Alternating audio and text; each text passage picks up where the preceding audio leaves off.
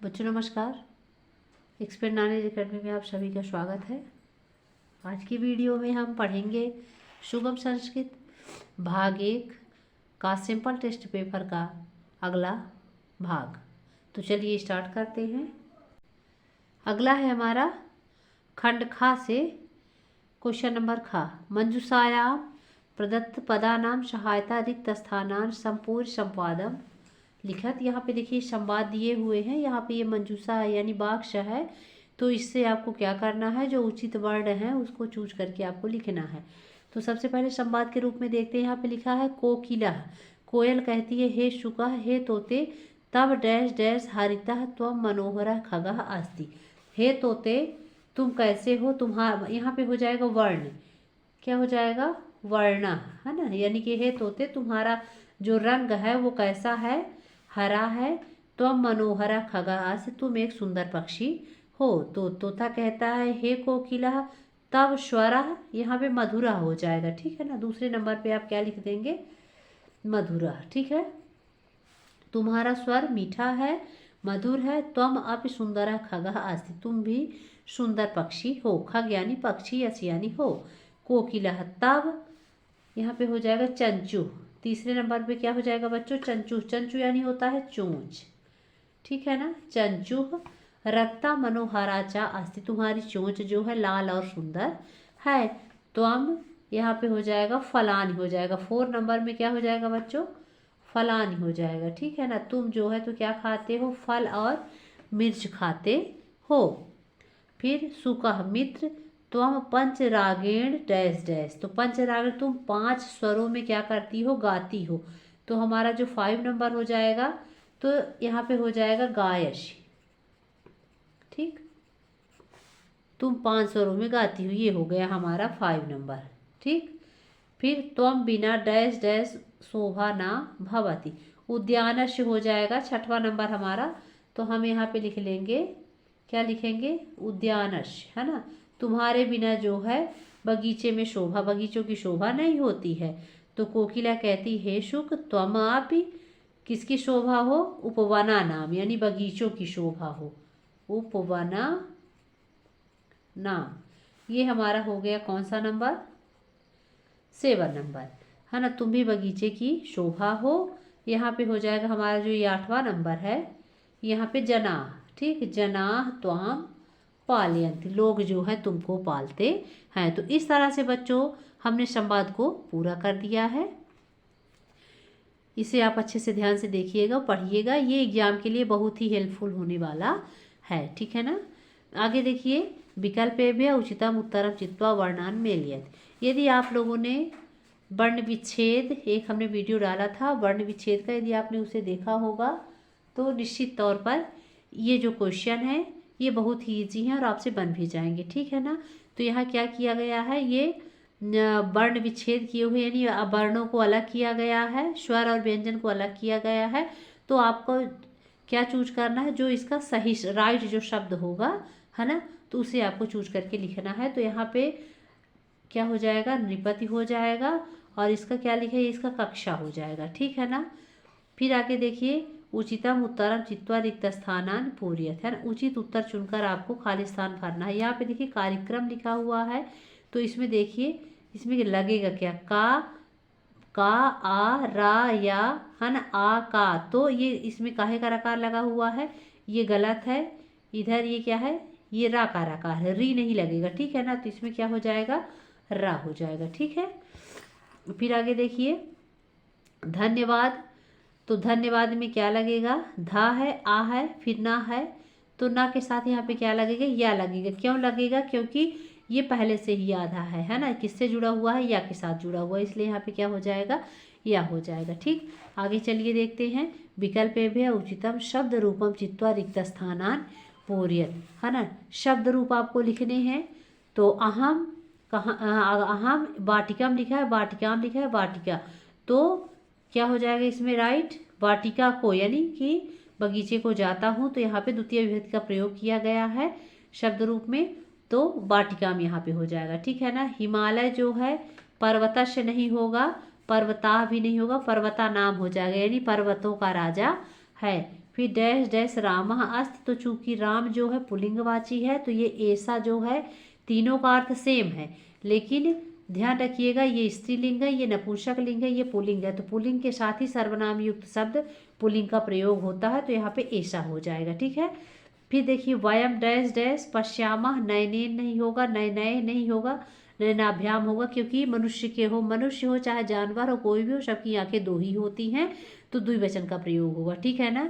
फिर आगे देखिए डैश डैश बालिका धावन्ति, तो देखिए ये भी स्त्रीलिंग है, ये भी स्त्रीलिंग है, ये भी स्त्रीलिंग है, लेकिन दिक्कत यहाँ पे मतलब जो मेन समस्या है क्या है, यहाँ पे आपको क्या चूज करना है। तो ये देखिए बालिका बहुवचन में है, क्रिया भी बहुवचन की है, तो कर्ता को भी बहुवचन में ढूंढेंगे, तो हो जाएगा सा ते ताह, यानी कि ताह होगा। राइट जो हमारा शब्द होगा वो क्या होगा, ताह बालिका धावन्ति, यानी बहुवचन के साथ आपको बहुवचन ही सर्वनाम यूज करना है। ठीक है, फिर आगे देखिए विकल्पेभ्य उचितम धातु रूपम चित्वा रिक्त स्थानान पूजित, विकल्पों से धातु रूप, धातु यानी क्या होता है, क्रिया।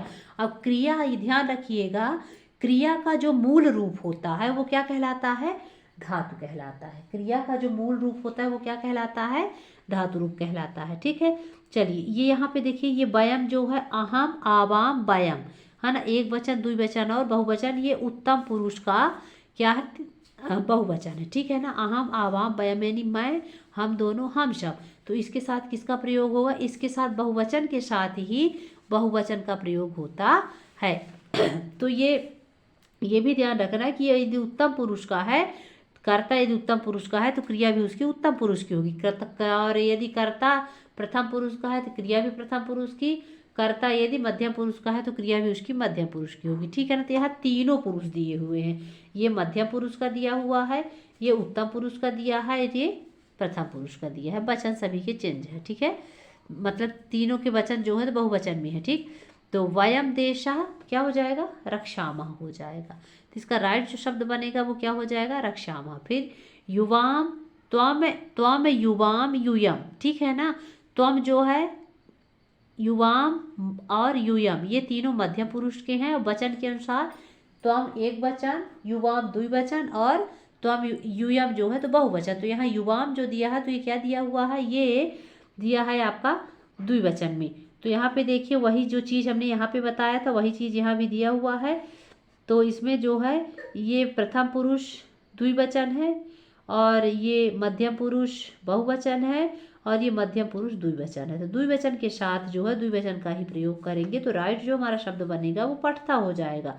फिर जो यहाँ पे हमने समझाया था वही चीज़ यहाँ पे लिखा हुआ है, देखिए तो ताह बालिका, ये वे सभी बालिकाएं, अस्ति अस्ता शांति, एक वचन द्विवचन बहुवचन, और ये क्या है, बहुवचन है। तो बहुवचन के साथ किसका प्रयोग करेंगे, बहुवचन का। ठीक है, तो ये क्या है, ऐसा नहीं, ऐसा, एतौ, एते, तो ये पुल्लिंग है और द्विवचन में है। ठीक है ना, तो एतौ बालौ यानी ये दोनों बालक क्या हो जाएगा, गच्छता, गच्छन्त या गच्छत, तो ये मध्यम पुरुष का है, जबकि ये जो सेंटेंस है तो ये किस पुरुष का है, ये प्रथम पुरुष का है, तो इसका राइट शब्द जो बनेगा गच्छता हो जाएगा, गच्छति गच्छता गच्छति, ये द्विवचन के साथ द्विवचन। ठीक है, अहम छात्रा ये किस में है, ये है हमारा उत्तम पुरुष में, उत्तम पुरुष एक वचन, अहम छात्रा, तो क्या क्या हो जाता है, अस्मि होता है, स्व होता, स्म होता है। ठीक है,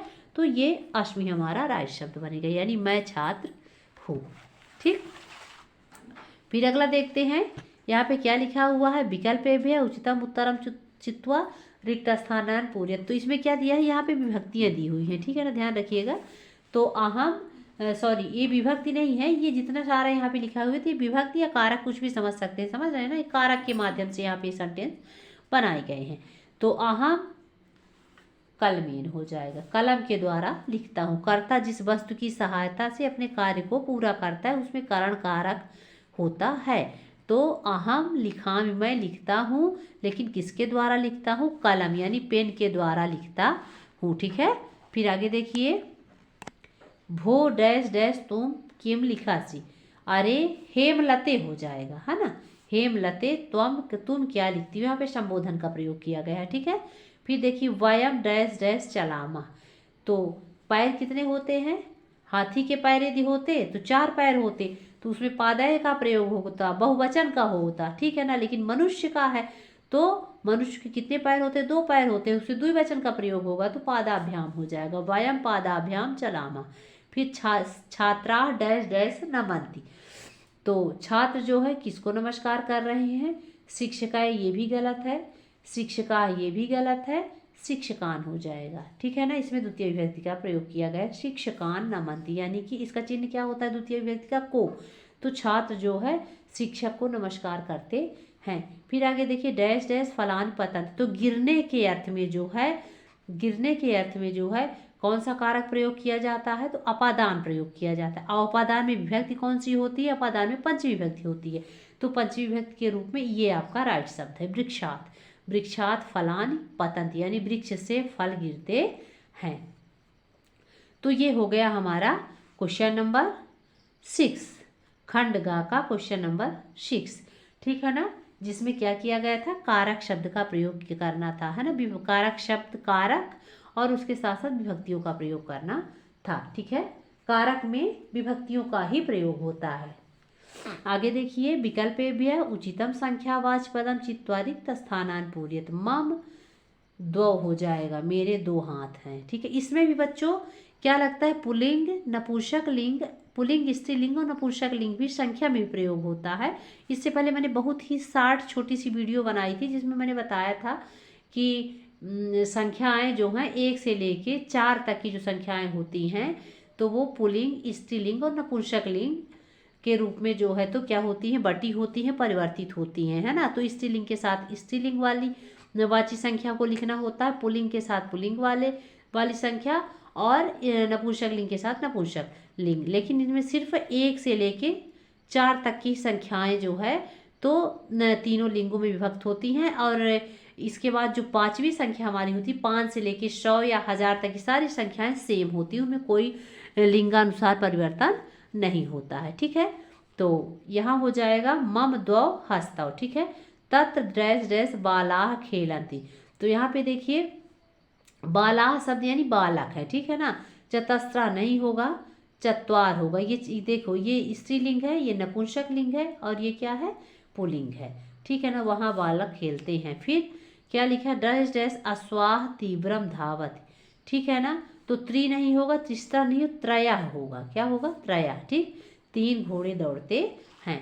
फिर इसके बाद यहाँ पे देखिए, लिंगानुसारम पदान पृथक कृत्वा लिखत, लिंग के अनुसार शब्दों को अलग करके लिखना है। तो यहाँ पे देख लीजिए, लता, पादपय, बालका, पुस्तकम, शिक्षिका और गृहिणी है।